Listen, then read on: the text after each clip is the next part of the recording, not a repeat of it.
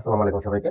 আজকে হচ্ছে আমরা HTML এর ডিপ ট্যাগ নিয়ে কথা বলবো। সো ডিপ ট্যাগ মেইনলি হচ্ছে একটা কন্টেইনার। মেইনলি আমরা ডিপ ট্যাগটা ইউজ করি হচ্ছে ওয়েবসাইটের লেআউট বানানোর জন্য। ওয়েবসাইটের বিভিন্ন আমাদের একটা পার্ট থাকে। আমরা যদি একটু গুগলে সার্চ করার চেষ্টা করি যে ওয়েবসাইট লেআউট ডিজাইন, সো এখানে আমরা দেখতে পারবো যে কিছু বিষয় আছে যেগুলো আমাদের প্রত্যেকটা ডিভের কাছে। এখানে বিভিন্ন এরিয়া ডিফাইন করা হয়, মানে ডিপ দ্বারা হচ্ছে আমরা নির্দিষ্ট একটা এরিয়া নিতে পারি, যেটার মাধ্যমে হচ্ছে আমরা প্রপারলি হচ্ছে কাজ করতে পারবো ওয়েবসাইট লেআউট বানানোর ক্ষেত্রে। আমি হচ্ছে একটা ডিপ ট্যাগ নিয়েছি। ডিপ বানানোর জন্য হচ্ছে আমরা ডিআইভি লিখলে হচ্ছে আমাদের ডিপ ট্যাগ চলে আসে, এবং হচ্ছে ডিপ ট্যাগের একটা ওপেনিং এবং হচ্ছে একটা ক্লোজিং রয়েছে। ঠিক আছে, তো আমি হচ্ছে ডিপ ট্যাগের মধ্যে লিখতে চাচ্ছি হ্যালো ওয়ার্ল্ড। তো এখন যদি আমি রান করার চেষ্টা করি, আমি এখানে দেখতে পাইতেছি যে আমার এখানে আউটপুটটা চলে আসছে। কিন্তু এখন এইটা যে একটা ডিপ ট্যাগ, আমরা এটা কিভাবে বুঝবো? মানে এটা যে আমার একটা জায়গা নিছে, একটা এরিয়া নিছে, এটা আমি কিভাবে বুঝবো? এখন হচ্ছে আমি এটার ভিতরে একটু স্টাইল করতে পারি। এটার ভিতরে স্টাইল করে আমি এটার ব্যাকগ্রাউন্ড কালার দিতে পারি। ব্যাকগ্রাউন্ড কালার দিয়ে দিলাম হচ্ছে আমি ব্রাউন।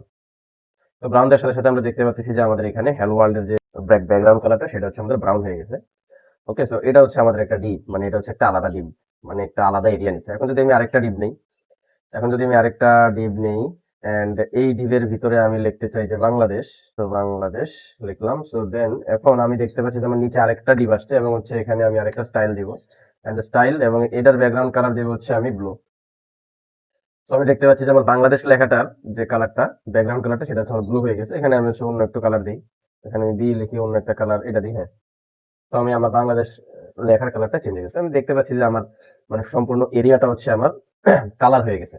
সম্পূর্ণ এরিয়াটা হচ্ছে আমার কালার হয়ে গেছে।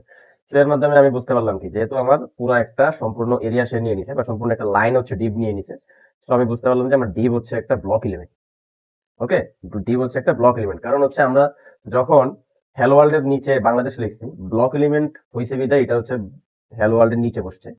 ঠিক আছে, সেই হচ্ছে আমাদের পার্থক্য। তো এখন আমরা যদি আরেকটা ডিপ ক্রিয়েট করি, এখন আমরা আরেকটা ডিপ ক্রিয়েট করার চেষ্টা করি। তো এখানে ডিপ, এখন এটার ভিতরে আমরা লিখবো যে মাই কান্ট্রি লিখতে পারি। ওকে, so my my my country লেখার পরে এখানে মাই কান্ট্রি চলে আসছে, কারণ হচ্ছে আমাদের ডিপ একটা ব্লক এলিমেন্ট। তো এখন হচ্ছে আমরা এটা স্টাইল করতে পারি। স্টাইল স্টাইলের মাধ্যমে হচ্ছে আমরা এখন এটা কি করতে পারি, আমরা এটা টেক্সটের কালার চেঞ্জ করতে পারি। টেক্সটের কালার চেঞ্জ করে হচ্ছে আমরা ব্লু দিতে পারি। তো আমরা দেখতে পাচ্ছি যে এখানে আমার কালারটা ব্লু হয়ে গেছে। দেন হচ্ছে আমার এখানে আমি এটার ব্যাকগ্রাউন্ড কালার চেঞ্জ করতে পারি।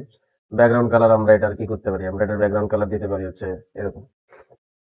সো ব্যাকগ্রাউন্ড কালারও চেঞ্জ হয়ে গেল। তো আমরা ডিভের মাধ্যমে হচ্ছে মেনলি এই কাজগুলো করে থাকি। তো এখন হচ্ছে আমি যদি চাই যেটার একটা হাইট ওয়েট থাকবে, সো হাইট ওয়েট নেওয়ার জন্য হচ্ছে আমাদের ইনভার্টেড কমার ভিতরে হচ্ছে একটা সেমিকোলন দিতে হবে, কারণ হচ্ছে আমরা জিনিসটা আলাদা করতে যাচ্ছি।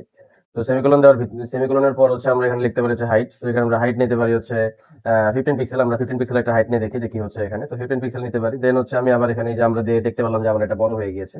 তারপর হচ্ছে আমি আবার একটা উইড নিতে পারি। উইড মানে হচ্ছে আমাদের প্রস্থ, কতটুকু হচ্ছে আমাদের এরিয়া জুড়ে এটা থাকবে।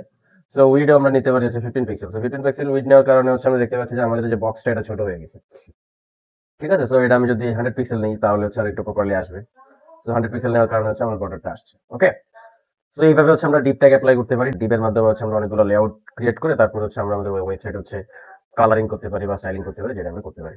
সো ডিপের আরো কাজ হচ্ছে আমরা পরবর্তীতে দেখবো, যখন হচ্ছে আমরা সিএসএস শিখবো। তো এই ছিল আজকের ভিডিওতে।